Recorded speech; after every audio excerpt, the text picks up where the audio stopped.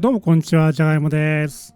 僕は今、埼玉県入間市にある梶丘陵っていうところに来ています。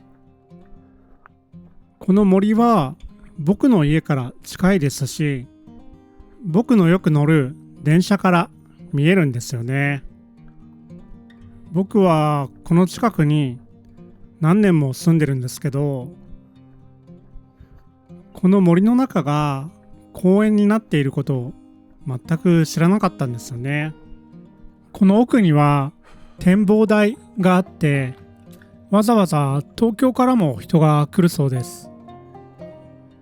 身近にありすぎるものを見落としてしまうことっていうのはよくありますよね。こういう時に日本人はあることわざをよく使うんですね。それが灯台下暮らし。そこで今日はですね、この森を散歩しながら皆さんにいろんなことわざを紹介していきたいと思います。それでは行きましょう。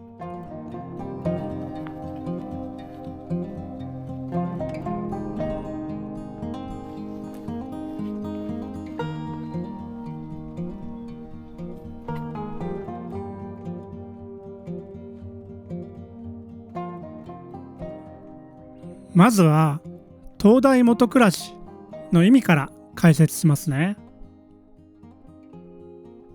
灯台っていうのは英語で言うとライトハウスです。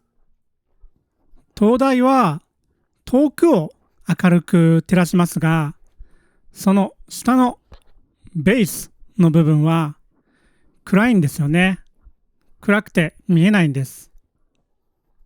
このため近くにあるものには気づかないっていう意味で使われるんですね。例えば家のすぐそばにレストランがあって、そこに一度も行ったことはなかったんですけど、ある日そこに行ってみたらすごい美味しかった。こんな時に家のすぐ近くにこんな美味しいレストランがあるなんて知らなかった。灯台下暮らしだね。みたいに使うんですね。僕も家の近くの森にこんな遊歩道があるなんて知らなかったので、まさに灯台下暮らしだなって今感じています。次のことわざは何にしましょうかね。ここには木がたくさん生えているので、木に関係することわざを一つ紹介したいと思います。それが、猿も木から落ちるです。猿はとても木登りがうまいんですが、そんな猿でもたまに木から落ちることがあるんですね。つまり、何かにとても熟練した人でもたまには失敗をするっていう意味なんですね。例えばそうですね、クリスティアーノ・ロナウドっていうサッカー選手がいますよね。彼はとてもペナルティーキックがうまいんですけど、そんな彼でもたまにペナルティーキックを失敗することがあります。そういう時に猿も木から落ちるっていうふうに言うんですよね。ではもう一つ森に関係したことわざを紹介します。この森にはコナラの木がたくさんあるんですけど、コナラの木にはどんぐりがなるんですね。これがどんぐりです。地面にたくさん落ちてるんですよね。そのどんぐりに関することわざがこちらです。どんぐりの背比べ。背比べとは身長を比較するっていう意味ですね。どんぐりってみんな同じぐらいの大きさで、みんな小さいですよね。だから大きさを比較してもあんまり差がありません。つまり、このことわざはいろいろな選択肢があっても、どれも平凡であまり差がないっていう意味なんですね。例えばそうですね、もしあなたがある会社の人事部で働いているとします。求人を出したら5人の人がその仕事に応募してきたんですね。で、あなたが彼らを面接したとします。でも彼らはみんな同じような中堅の大学を出ていて、同じような職歴なんですね。誰を採用するか迷いますよね。こんな時にどんぐりの背比べということわざを使います。展望台に到着しました。上に登って景色を見ながら休憩したいと思います。ここは桜山展望台と呼ばれていて、標高約190メートルの丘の上に建てられています。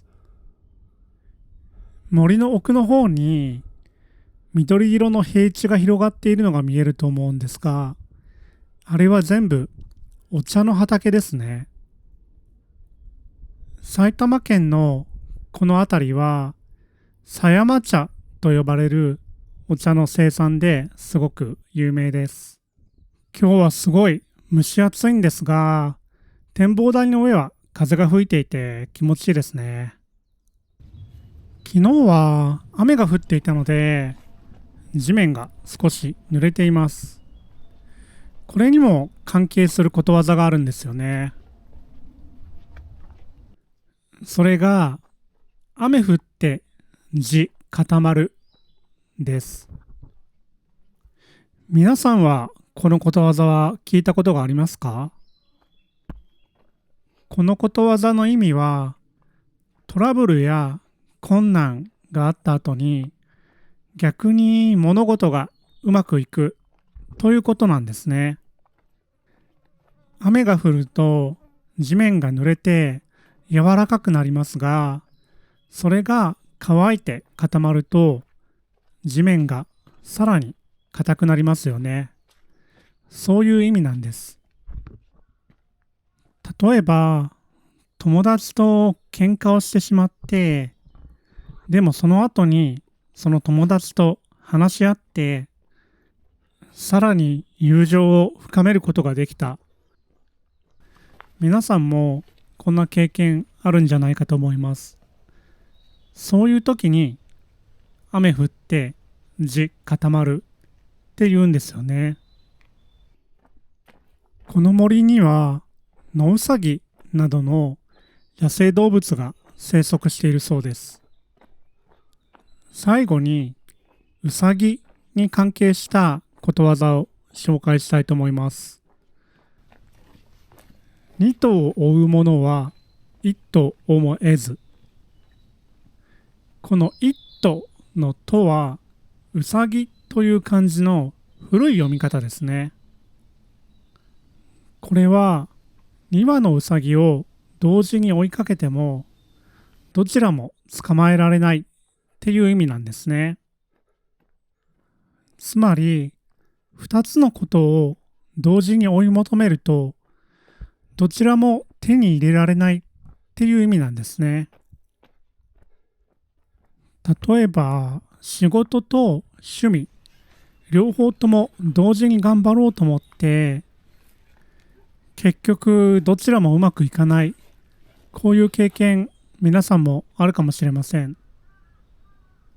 こういう時に我々日本人は二頭を追う者は一頭をも得ずっていうことわざを使います。ということで今日は森を散歩しながら日本のことわざを5つ紹介してみました。どのことわざも会話の中で結構よく使うので、ぜひ覚えてください。この動画が面白かったり参考になったという方は、チャンネル登録、LIKE ボタンのクリック、そしてコメントよろしくお願いします。コメントで皆さんの好きな日本のことわざとか、皆さんの国のことわざを教えてくれたら嬉しいです。それではまた次の動画でお会いしましょう。じゃがいもでした。さようなら。